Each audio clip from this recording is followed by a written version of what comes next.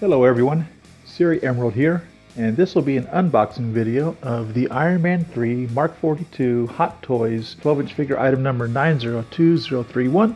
So let's open her up, have a look inside.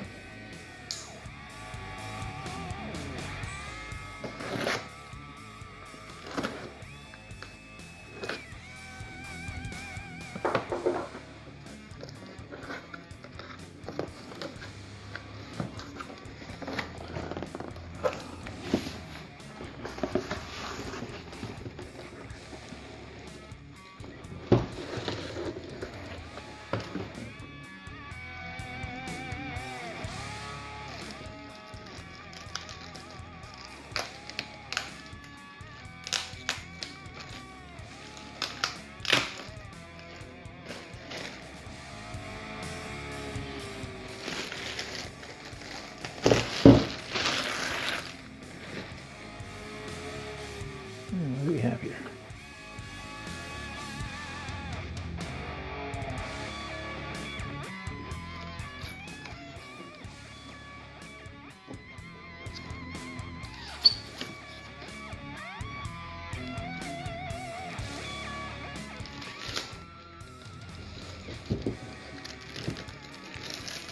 All right.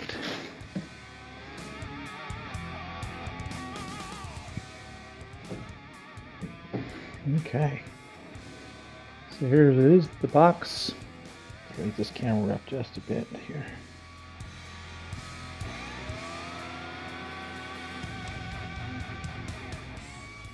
Some glare from the windows there behind us. But here's the box. This is obviously a shiny cover. Sorry about the glare. That is the Iron Man Mark 42 there. It says MMS 197, diecast number 2, Mark 42 in Roman numerals.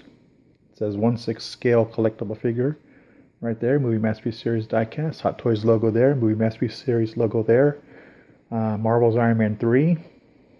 The artwork continues on this side of the box, where it says that same information again. MMS 197, Mark 42, 1/6 scale collectible figure. On the other side, the artwork continues, same thing. On the top it says, same thing again, Mark 42. And on the bottom, that is blank. Okay, so let's look at the back of the box.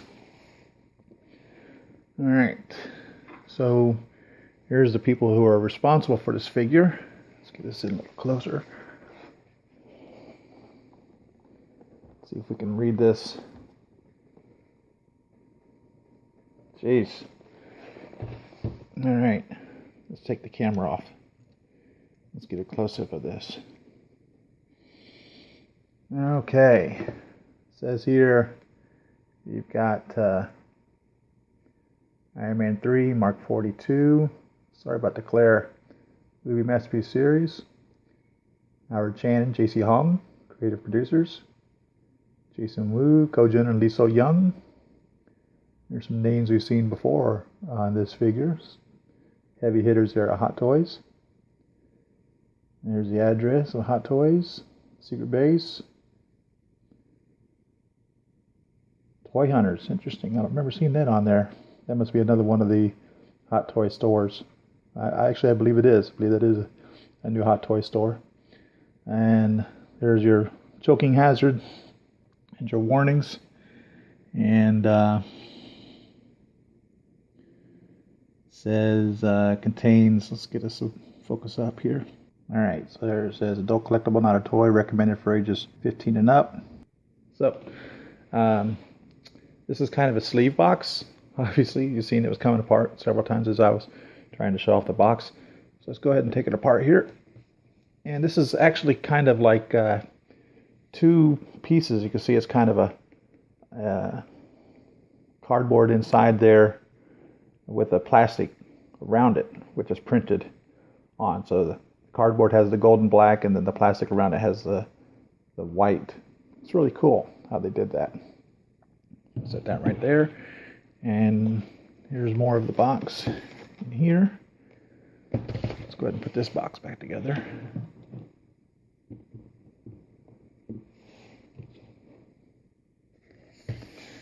And so now we have a styrofoam case, and cut into it, it says Mark 42. XL is 10 minus L is 50, that's 40, and then the two I's are 1 and 2, so that's 42. And on the back of it, you see that it's has the place for the plastic in there. So let's pull open the front here.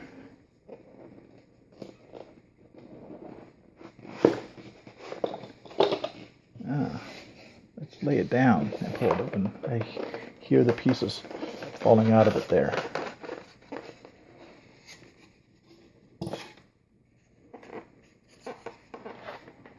Okay, so we can get these pieces back up here where they belong.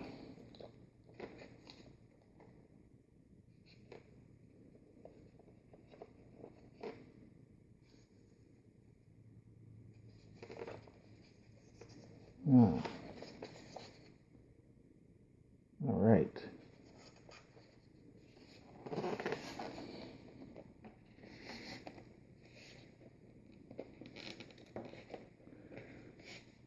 They just don't want to stay in there. Well, here's your pieces.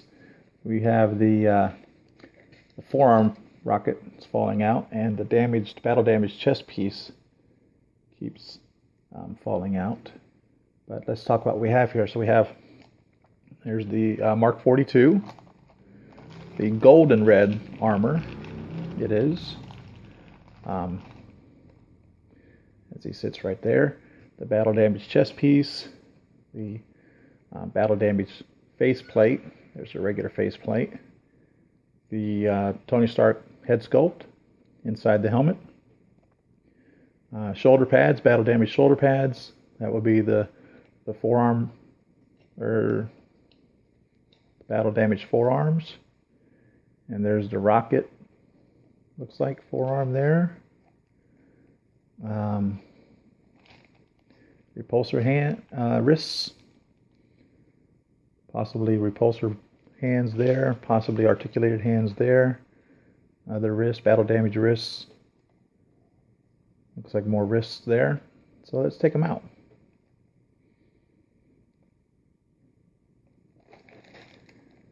And it's got some foam in him, falling out. Oh, he's heavy. He is heavy.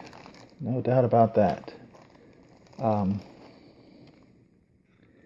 He definitely has some heft to him. He weighs more than the other figures do, no doubt about it. I've heard some collectors comment that it's not totally 100% diecast. I'm going to weigh him, but I'm going to gather he weighs probably,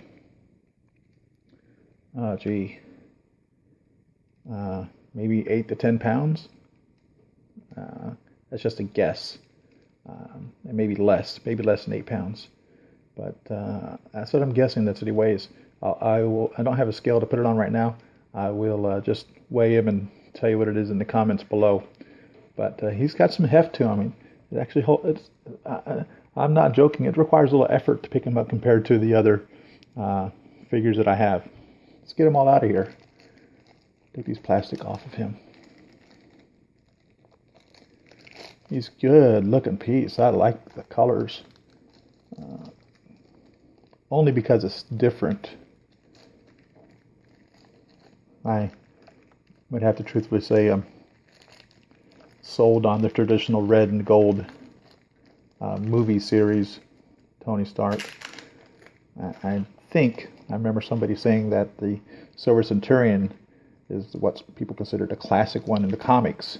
But definitely Tony has the Marvel Cinematic Universe has made the red and gold the predominant armors, and I would have to say I'm partial to that. But this is really nice. It's wrapped around the pegs in there. I had to literally pull that apart. Got some plastic around here. Let's see, how does that come off? There we go. covered him really well to keep him safe here. No doubt about that.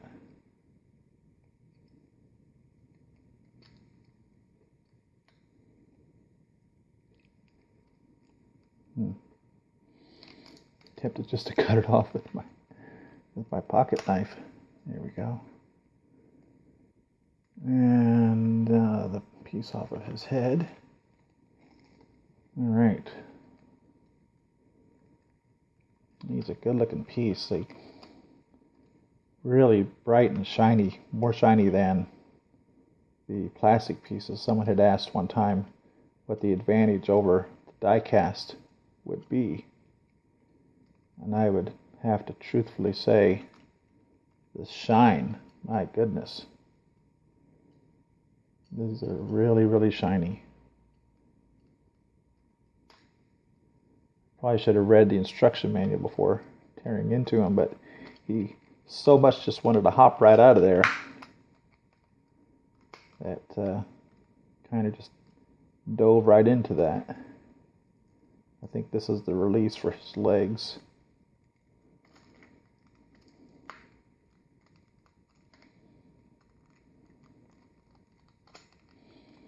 This is waist.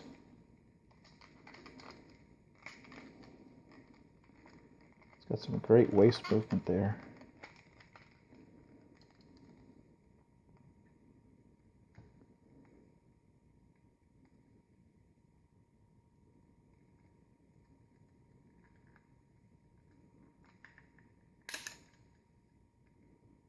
Ah, yeah, look at that. It's nice.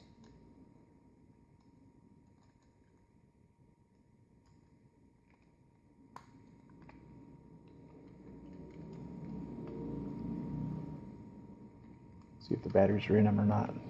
Probably not. Probably have to install the batteries. Yeah, let's look inside underneath the styrofoam. I wonder if he'll stand up on his own. See how he does in that. Oh yeah, not too bad. Let's look at this head sculpt. See how they did on that.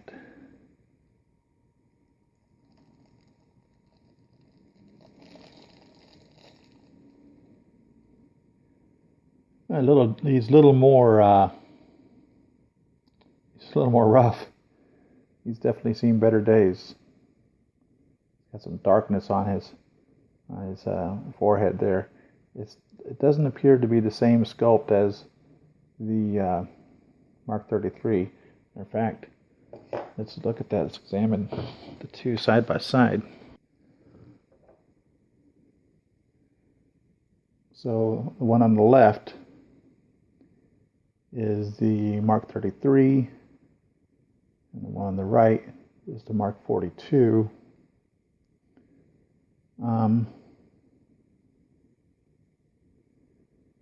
Yeah, I would say it is not the same head sculpt. I see more wrinkles in the forehead of the 33 than I do in the 42, and the bridge of the nose there in between the eyes, the scowl lines, is more defined in the 33 than it is in the 42. The 42 is a little more softer. And the 42 paint is definitely, he's dirtier in the 42. So I would not say it's the same. Darn similar. They may have come from, I'm not sure if they cast them or if they actually physically hand sculpt them. Plus over the left eye, the 33, right there by the scowl marks, a couple of little divots. And I don't really see those in the 42. So there you go. There's my comparison to those two. Set those back right there. Let's open up the rest of this box. See what we got inside behind this styrofoam here.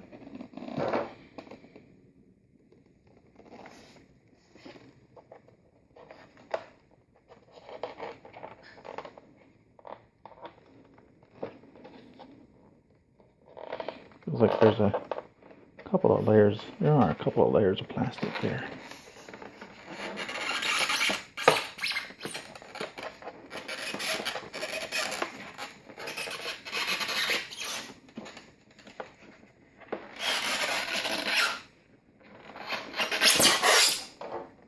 there we are.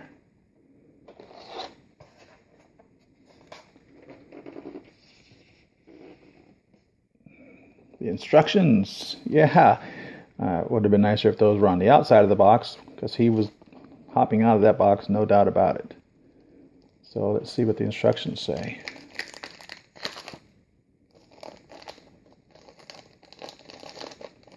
Here's our little plastic screwdriver, which we'll use to put the batteries in. Okay, next our additional sheet here. Says, be careful when moving the shoulder backwards, otherwise the armor parts of the shoulder blade and bicep may collide and lead to paint fading. Be careful when bending or positioning the feet, otherwise the armor parts may collide and lead to paint fading. After the legs have been extended, it is suggested to raise the legs up first. Don't exceedingly rotate the body or extend the waist, otherwise the armor parts may collide and lead to paint fading. It's suggested to first pull down the feet before pulling them to the preferred position. And then retreat. Oh, after the legs have been extended, it is suggested to raise the legs up first, then retreat the legs back to normal position.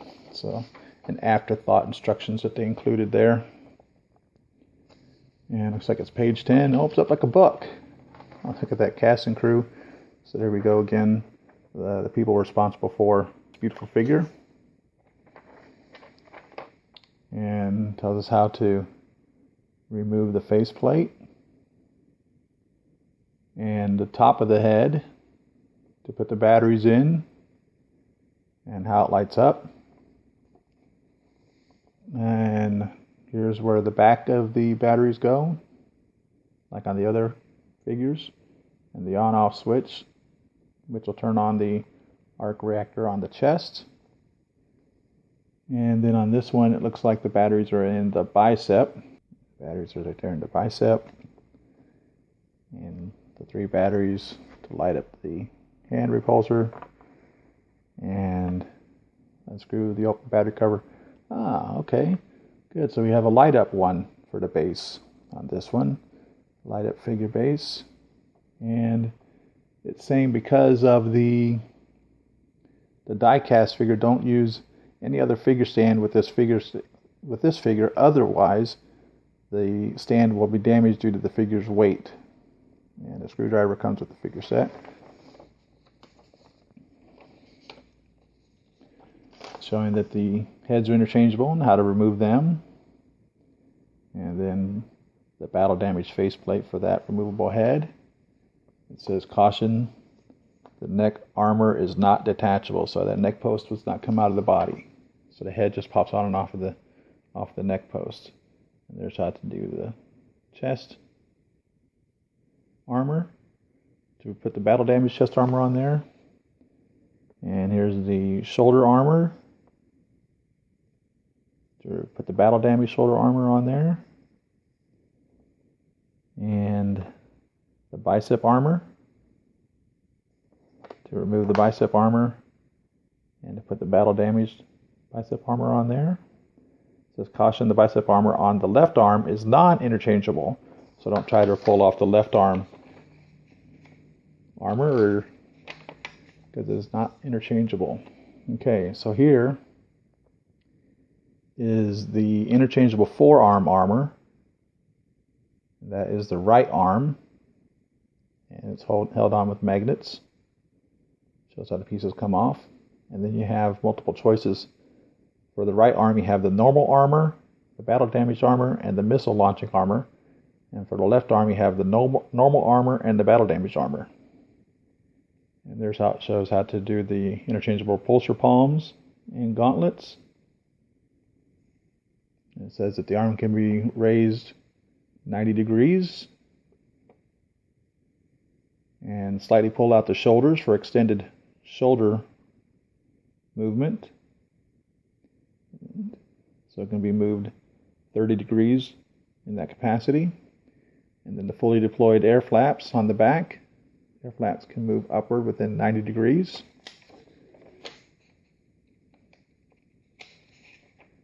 And then the last 2 pages shows the waist movement. Extend the waist by pulling on the upper body. Now be moved to the preferred position within 45 degrees. Foot movement. Extend the foot by pulling it down slightly for positioning if needed. There's the leg movement for 45 degrees.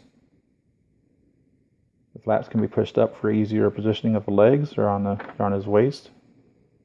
The button must be pressed down when extending or retreating the legs. Press and hold the button at the back of the figure to extend the legs for more positioning.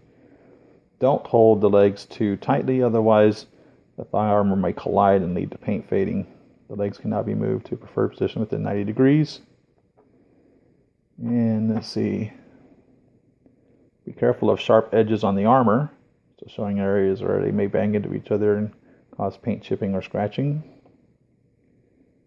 Don't mix old new batteries. Don't mix alkalines with carbon, zinc, or rechargeable, nickel, cadmiums. Battery installation should be done by an adult. Don't look at the LED light directly. It may be harmful to the eyes. Change the battery reserve to the battery regularly to avoid leakage. And it says right here, the figure is heavy in weight. Please handle with care. And I agree. It is a heavy piece in regards to the other figures that have been released. So here's a figure base. Kind of looks like the ones that they did for the 1 through 7, more or less, that go into the Hall of Armor set, where he parks his cars in his garage in that first level of his wine cellar. But it's round, like would be the Hall of Armor pieces that go in the wine cellar. And here's the batteries, and there's the clippy to go around the waist, and there's the stand. So let's get all this out here.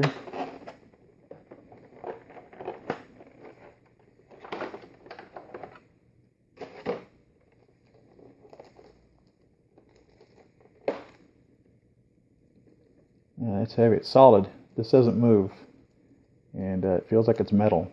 I don't think it's plastic. Yeah, that's metal. That's metal. That looks like the regular one that we've seen on the last few figures. Got some strength to it. And the battery, they've given us a new screwdriver in addition to the little plastic one that has come with them. We have a little black one here. I bet you this actually fits into the screw holes, unlike this one, which never did fit into the screw holes. This is good for prying off the pieces, and this will be good for removing the batteries. It's good that they put that in there. About time. And let's get this figure stand base out of here.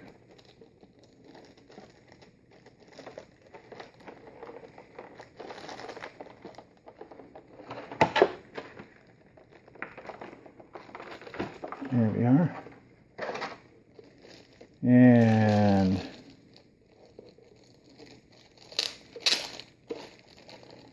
I'm assuming that the batteries were not in there. I think it said that they weren't. So I have to install some batteries in there to get that fired up. But at least it is lit up. Probably lights up here. And so I will show you more when I do the review video on this. This has been the unboxing video. Thank you very much for watching. Sorry about the time. I'll try to cut this back in editing. And so there we are. The Mark 42 diecast, MMS number 197, diecast number 2, D02, from Hot Toys. 1/6 scale collectible figure. Thank you very much for watching. Don't forget to subscribe and like this video. And happy collecting. Thanks for watching, everyone. Share with me in the comments below your thoughts on this figure. Follow me on Facebook at Siri.emerald. And don't forget to subscribe and like, and happy collecting.